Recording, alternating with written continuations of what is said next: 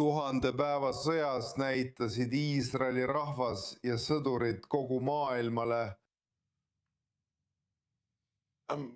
uskumatut leidlikkust ja nutikust, mis jääb kõnelema läbi aegade. Juhtkond ebaõnnestus. Peaminister Netanyahu tekitatud lõhestatus jätkus kuni 7. oktoobrini ja sõdadeni Iraaniga. Teile, Iisraeli rahvas, ütlen täna, ma mõistan teie pettumust, teie muresid, teie valu. Aga tõstke pea püsti. See ei pea nii olema. Siin tulevad paremad päevad.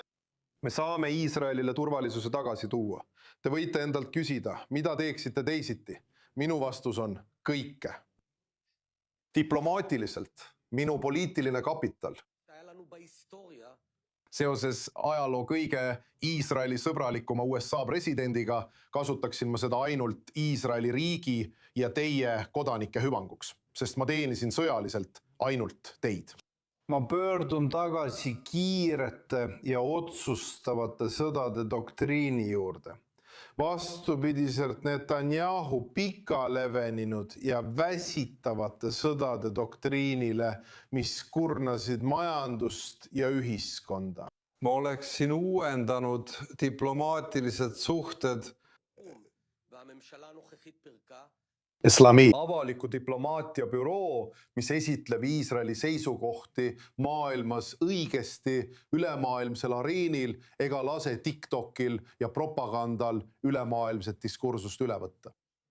Ma lõpetaksin rahastuse nendele, kes ajateenistusest kõrvale hiilivad ja aitaksin tuua tuhandeid sõdureid, keda Iisraeli kaitsevägi hädasti vajab.